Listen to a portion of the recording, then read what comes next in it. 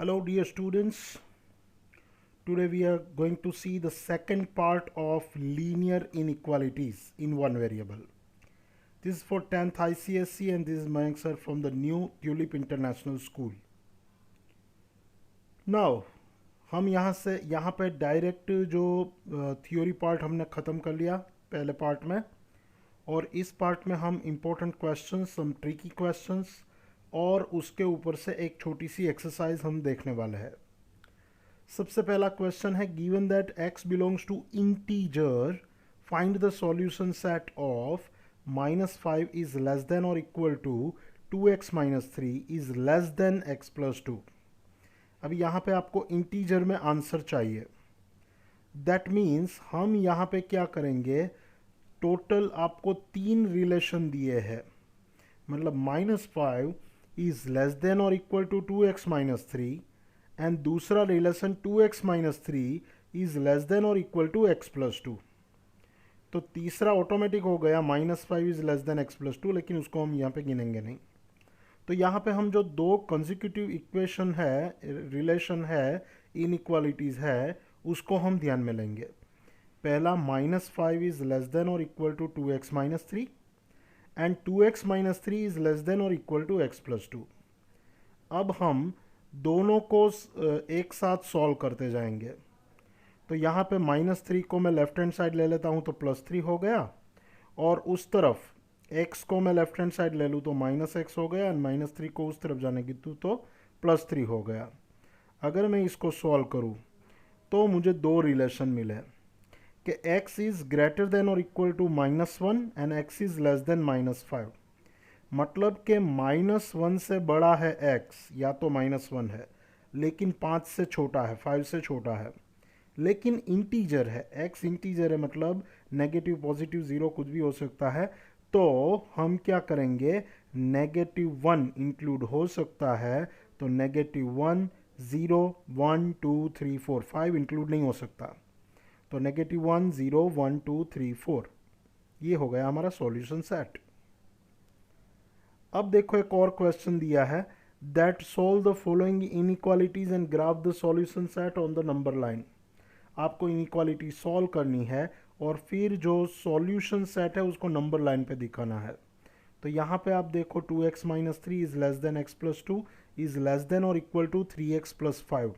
x belongs to r दिया है. यहाँ पे भी आप देखो तो दो अलग अलग रिलेशन हमको अलग करने होंगे, जिससे हमने लास्ट वाले सम में किया. तो 2x - 3 is less than x + 2 and दूसरा x + 2 इज लेस देन और इक्वल टू 3x + 5. अब दोनों को हम सॉल्व करेंगे तो x इज लेस देन 5 आया and -2x is less than 3. That means 2x is greater then -3, क्योंकि मैंने दोनों को माइनस के साइन के साथ मल्टीप्लाई किया. तो x इज ग्रेटर देन और इक्वल टू -1.5. मतलब -1.5 से x की वैल्यू बड़ी है और 5 से छोटी है. तो यहाँ पे सॉल्यूशन सेट है वो r में आता है. r मतलब रियल नंबर, कोई इंटीजर नहीं है.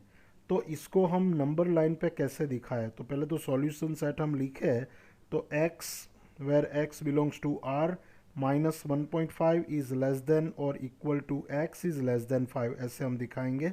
और उसको हम नंबर लाइन पे दिखाए तो -1.5 को हमको इंक्लूड करना है, 5 को नहीं करना है. तो इस तरह की हम नंबर लाइन बना लेंगे. ये हो गया सॉल्यूशन सेट. अब क्वेश्चन है that x where -1 is less than x is less than और equal to 5. x belongs to r, वो आपको सेट A दिया है. And set B -4 is less than और equal to x is less than 3. Represent the following on different number line. तो पहला relation आपको A intersection B जो है वो नंबर लाइन पे बताना है. तो सबसे पहले A क्या है और B क्या है और फिर दोनों का इंटरसेक्शन. तो A है वो -1 और 5 के बीच में है, और B सेट है उसमें नंबर्स है वो -4 एंड 3 के बीच में है. मतलब कि हम दोनों को सेपरेटली नंबर लाइन पे बताए तो सेट A जिसमें -1 इंक्लूड नहीं करना है, 5 इंक्लूड करना है, और सेट B जिसमें -4 इंक्लूड करना है, 3 इंक्लूड नहीं करना है.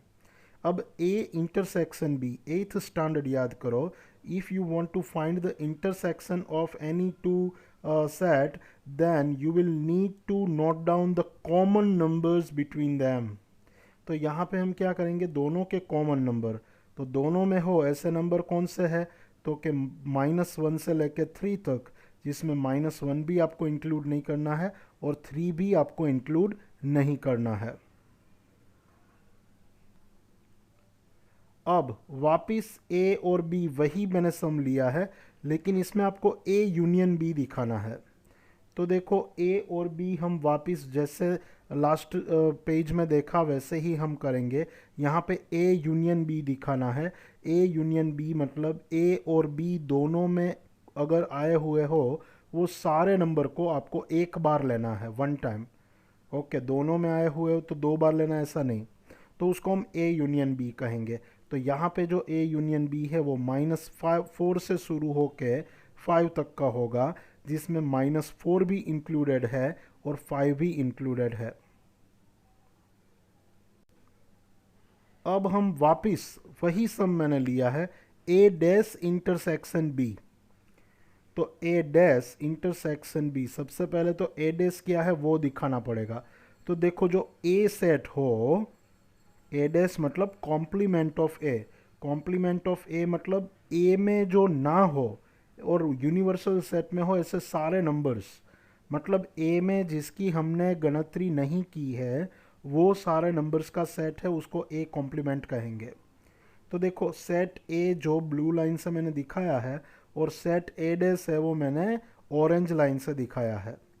तो वो सारे नंबर्स का जो सेट है, ऑरेंज लाइन जहाँ जहाँ पे जा रही है वो सारा ए डैश हुआ। आपको ए डैश इंटरसेक्शन बी चाहिए, मतलब ए डैश और बी दोनों में कॉमन क्या है, तो कि सिर्फ इतना पार्ट कि जिस जो ए डैश में भी है और बी में भी है। तो -4 से लेके -1 तक, that is A dash intersection B, आपको नंबर लाइन पे दिखाना है, जिसमें आपको -4 को भी इंक्लूड करना है और -1 को भी इंक्लूड करना है। अब a माइनस बी आपको रिप्रेजेंट करना है। a माइनस बी मतलब a वाले पोर्शन में से आप b वाला पोर्शन जितना है उतना माइनस कर लो। तो जैसे कि आपको a एंड b सेट दिया हुआ है और फिर a माइनस बी मतलब a वाले पोर्शन में से b वाला जो कॉमन पोर्शन है वो माइनस करना है, मतलब आपके पास रहेगा सिर्फ 3 to 5 तक का डेटा। अब एक और सम मैंने लिया है, P is the solution set of 7x minus 2 is greater than 4x plus 1 and Q is the solution set of 9x minus 45 is greater than 5 into x minus 5। तो आपको P intersection Q, P minus Q and P intersection Q dash दिखाना है। Same उसके जैसा ही सबसे पहले हम P Q दोनों के लिए x की रेंज को देख लेंगे। तो जो P में दिया है 7x minus 2 is greater then 4x plus 5, तो हम इनइक्वालिटी को सॉल्व करेंगे तो x इज़ ग्रेटर देन 1 मिला। एंड Q है वो 9x minus 45 is greater than और equal to 5 into x minus 5। इस इनइक्वालिटी को हम सॉल्व करेंगे तो हमको मिलेगा x इज़ ग्रेटर देन और इक्वल टू 5। अब हम क्या करेंगे, तो दोनों सेट को x जो P है वो x इज़ ग्रेटर देन 1 है और Q है वो x is greater than equal to 5 है। आपको P इंटरसेक्शन Q ढूंढना है। तो दोनों में कॉमन 1 से बड़े सारे नंबर एंड 5 से बड़े सारे नंबर, तो दोनों में कॉमन क्या है, तो 5 से जितने भी बड़े नंबर है वो दोनों में कॉमन है। तो the P intersection Q is x is greater than और इक्वल टू 5। इसी तरह P माइनस Q मतलब पूरा जो P सेट है ग्रेटर देन 1, उसमें से आपको Q माइनस करना है ग्रेटर देन और इक्वल टू 5। तो 1 से लेके 5 तक का आपको डेटा मिलेगा जिसमें 1 एंड 5 दोनों इंक्लूडेड नहीं है।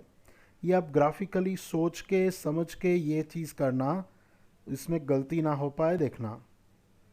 इसी तरह P इंटरसेक्शन Q डैश मतलब Q डैश मतलब के जो 5 से बड़े नंबर थे उसका डैश मतलब के उसके अलावा के सारे नंबर, उल्टी लाइन हो जाएगी वो, उसका P के साथ इंटरसेक्शन मतलब P माइनस Q जैसा ही मिलेगा। अब एक और नंबर यहाँ पे लिया है मैंने, given that set A is 11x minus 5 is greater than 7x plus 3 and set B 18x minus 9 is greater than or equal to 15 plus 12x. Find the range of set A intersection B and represent it on number line. तो सबसे पहले हम A को solve करेंगे। तो A हमको मिला x where x is greater than 2 and B हमको मिला x where x is greater than or equal to 4। अभी A इंटरसेक्शन B मतलब के दोनों में कॉमन कौन है? 2 से बड़े नंबर एंड 4 से बड़े नंबर। तो 4 से बड़े नंबर है वो दोनों में कॉमन है, मतलब जो 4 से बड़े है वो एक्चुअली 2 से तो बड़े है ही। तो आप उसको इंटरसेक्शन कहोगे and it can be represented by this way. नीचे मैंने नंबर लाइन दी हुई है। अभी इसी तरह find 3 consecutive largest positive integer.